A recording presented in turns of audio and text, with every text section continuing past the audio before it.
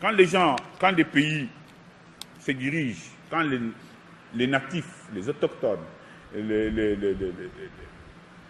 dirigent leur propre pays, prennent des décisions au niveau qui engagent toute la société, quand ils mettent en marche ce qu'on appelle la politique nationale, c'est-à-dire un processus d'appropriation de l'espace et des richesses d'un pays par leurs propriétaires souverains qui sont les peuples autochtones, et on appelle ça l'autonomie d'une conscience politique.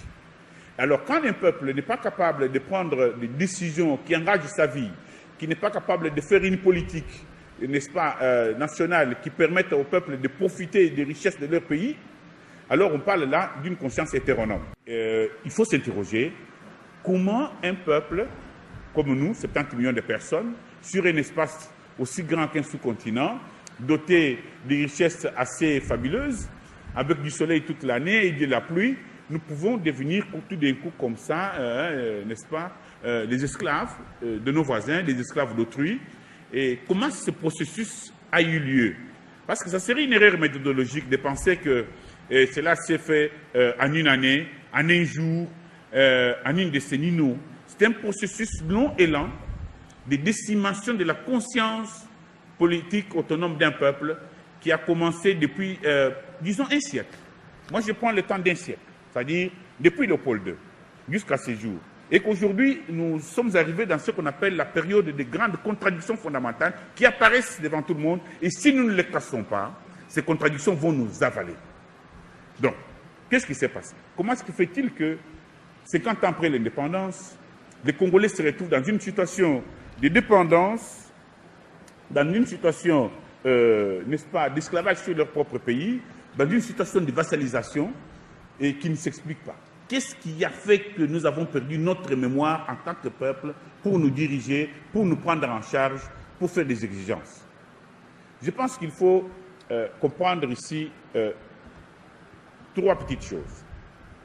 La première, je le répète, c'est ce que l'autonomie, en tant que capacité, compétence, performance d'un peuple, de se prendre en charge à n'importe quel prix, de mettre en place une politique nationale qui tienne compte de ses attentes et de ses intérêts, de mettre en place une politique nationale et une politique économique, une économie nationale qui prenne en charge d'abord le consommé local.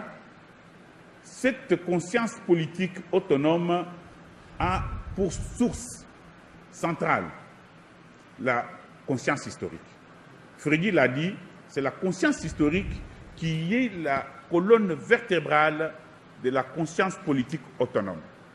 Ça dit quoi? Ça dit que quand un peuple connaît son histoire, connaît ses réalisations, connaît le cheminement et sa participation dans l'évolution de l'histoire du monde, ce peuple acquiert la fierté de soi, ce peuple bénéficie, n'est-ce pas, d'un effet moral de dire, voilà, nous avons été dans l'histoire des gens et nous serons encore dans l'histoire des gens. C'est de ce moment-là, de cette conscience historique, découle une identité collective, c'est-à-dire un ensemble de valeurs qui réunit un peuple autour de son entité vitale. Et cette identité historique, cette identité collective s'exprime par l'autonomie. Donc, je me répète, nous les Congolais, nous avons perdu notre autonomie politique comme conscience parce que nous avons perdu notre histoire. En fait, le problème, c'est de se demander qui êtes-vous pour que vous sachiez qu'est-ce que vous pouvez faire. Donc, il y a là un problème réel qui est celui de la conscience historique. Donc, ceux qui ont voulu que les Congolais perdent leur autonomie en tant que capacité de se prendre en charge, de diriger leur pays, de faire en place une politique nationale et une économie nationale, ont dû décimer l'espace de notre conscience historique, ont dû décimer l'espace de notre historicité.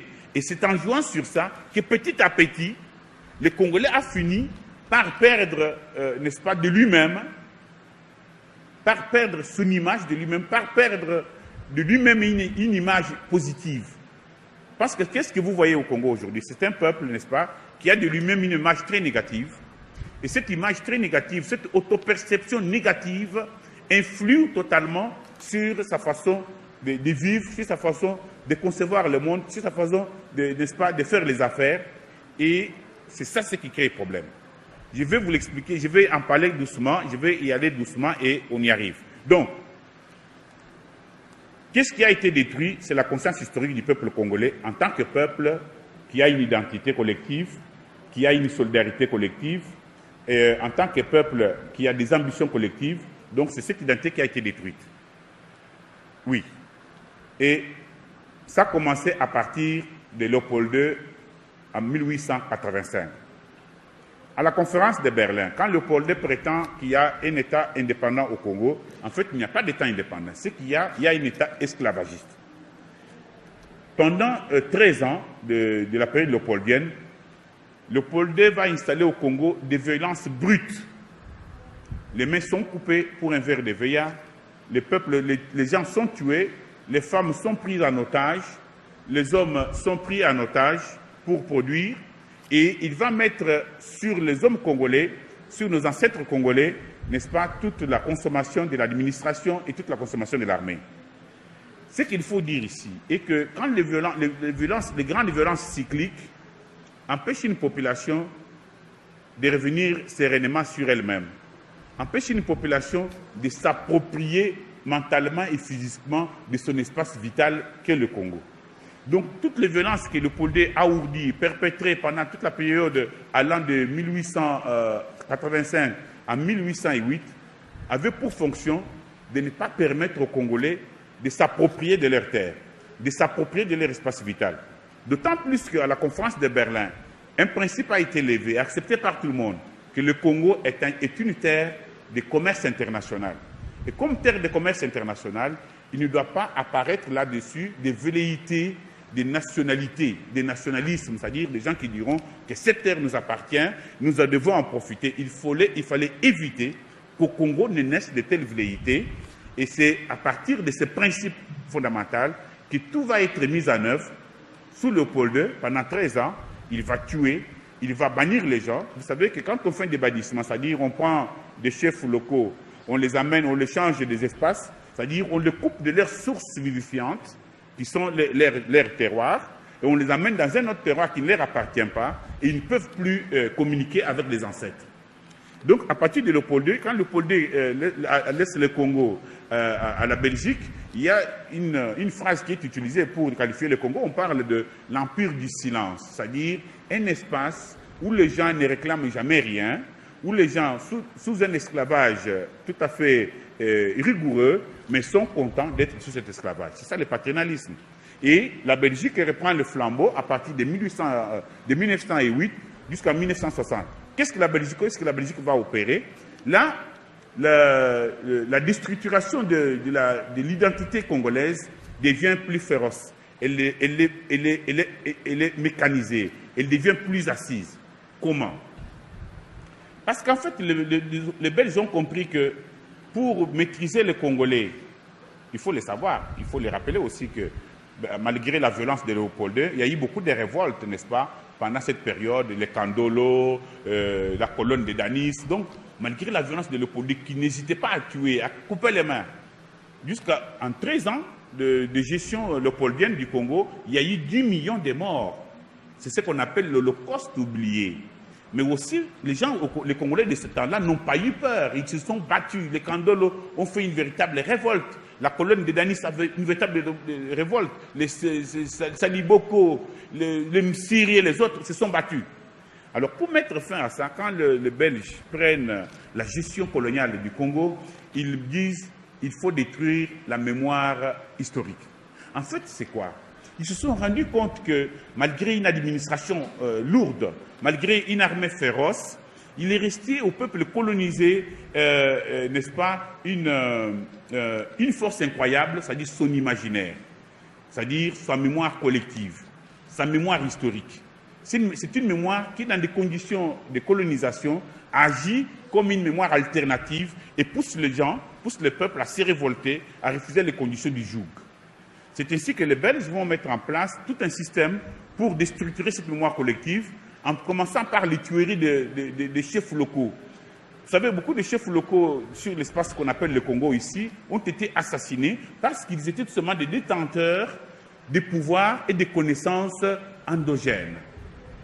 Et en les coupant, en les assassinant, en les tuant, on coupait le peuple de sa mémoire historique, de sa mémoire collective, donc de sa conscience historique, comme conscience d'autonomie. Et ils vont mettre en place un système unique au monde de destruction, de confiscation des œuvres d'art. Toutes nos œuvres d'art, quand nous parlons aujourd'hui, même quand nous regardons nos amis belges, quand nous nous saluons, il faut être conscient que toutes nos œuvres d'art. Donc les Belges vont faire un système curieux, et vraiment unique au monde, de confiscation de toutes nos œuvres d'art. Donc c'est-à-dire les traces que nous, de notre imaginaire, les traces de notre créativité vont être volées, brisées, et les autres œuvres qui restent sont aujourd'hui emprisonnées, comme on emprisonne une âme à Tervuren, et c'est l'ensemble de tout ça. Et puis ils ont créé un système scolaire rudimentaire, comme ils le disaient eux-mêmes, s'il n'y a pas des élites, il n'y a pas de problème. Ils ont falsifié notre histoire. Tout d'un coup, les Congolais ont commencé à apprendre que leur histoire, c'est la Belgique, que nous étions les ancêtres, le Gaulois et tout le reste. Et puis, il y avait un racisme réel. Ils ont créé les cités indigènes. Comme disait Lumumba dans son discours du 30 juin, il dit, voilà, pour les indigènes que nous sommes, c'était des cases, et pour les blancs, c'était des immeubles, des appartements. Et donc, c'est un système, ce qu'on appelle, les boulevards ici, on appelle ça la ligne Maginot, n'est-ce pas, séparée des indigènes et les blancs. Et entre-temps, les blancs et les indigènes étaient aussi séparés par des camps militaires. Et ils mettent en place l'ethnographie belge, qui avait pour fonction de créer de toutes pièces des tribus. On parle aujourd'hui, quand vous demandez à un ethnographe, il vous dira non, au Congo, il y a 445 tribus. D'autres vous diront 250 tribus. Mais en fait, c'était une façon de séparer les Congolais pour que ne naisse pas une véritable conscience nationale, pour que ne naisse pas une véritable identité collective. L'ethnographie belge va créer des petites tribus, des petites races, et sous les relevés des petites langues qui n'existaient pas, pour que ne naisse pas une véritable langue nationale qui ferait la cohésion du Congolais et qui ferait du Congo une véritable nation.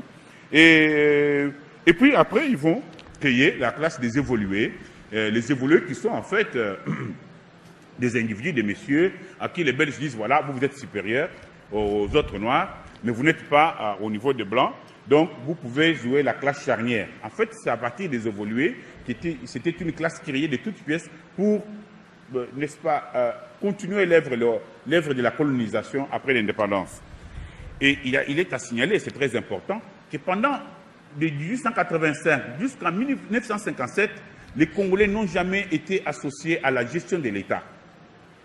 Il faut dire, la gestion de l'État et la gestion de l'intérêt commun, la gestion de l'intérêt général, ça s'apprend aussi. Et nous, pendant près d'un siècle, pendant toute la période léopoldienne et la colonisation belge, les Congolais n'ont jamais été associés à la gestion de l'État, si ce n'est qu'en 1957, quand il y a eu les premières élections communales, où on a commencé à voir, alors que d'autres pays africains, déjà le Léopold Sédar Senghor était au Parlement, était même ministre dans le gouvernement de Gaulle dans les années 40, 45, même les Diagne étaient déjà députés et tout.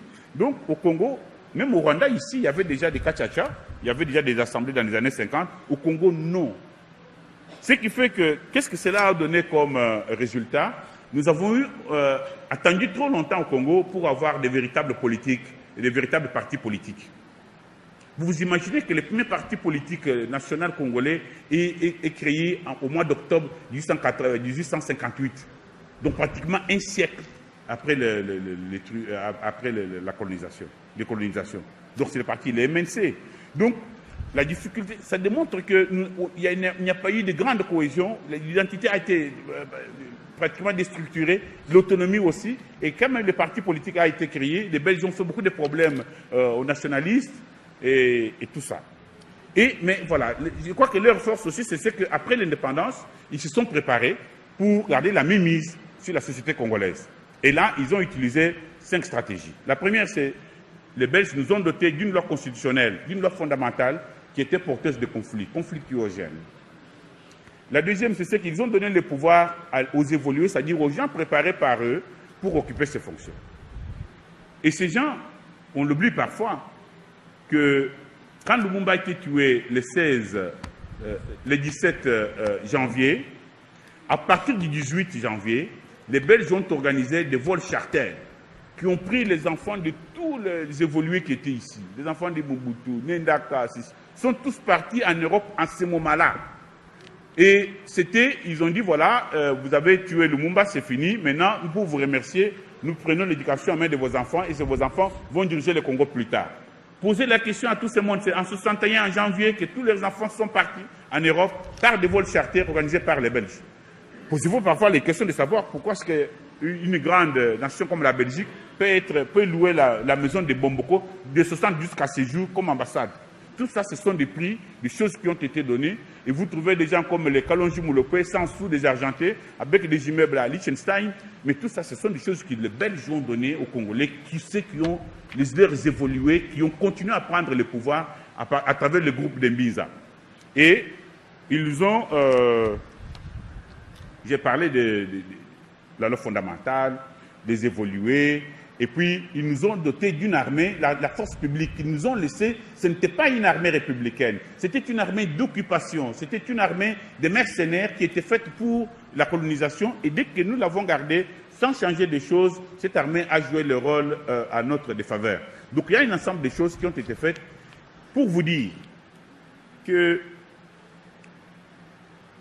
du fait que le Congo a été considéré dès le départ comme une terre de réserve de matières premières, de eaux et forêts pour la communauté mondiale. Cette communauté mondiale, en ce moment-là, il n'y avait que 14 puissances à la conférence de Berlin, s'est organisée en sorte qu'il n'apparaisse pas au Congo une véritable conscience politique autonome. Et aujourd'hui, 50 ans après les indépendances, on se rend compte que l'indépendance acquise en 1960 était une coquille vide, qu'au fur et à mesure que le temps venait, les Occidentaux, la fameuse communauté internationale, s'organisaient pour reprendre le pouvoir. On l'a vu, quand Mobutu est parti, Mobutu était un des hommes, Mobutu était un des meilleurs hommes de cette communauté internationale, malgré ses bruits et ses discours. Et quand Kabila Mouzé est venu, avec le discours de Lumumba, on a dit « tu ne vas pas faire une minute », on a coupé la tête. Donc face à ça, la communauté internationale n'hésite pas à assassiner, à tuer et aujourd'hui à corrompre des jeunes gens qu'on place dans des structures pour éviter que le Congolais ne puisse prendre en charge leur propre pays, ne puisse mettre en place une politique nationale qui permette aux Congolais de vivre mieux, qui permette aux Congolais de s'apprécier, de devenir solidaires sur leur propre sol.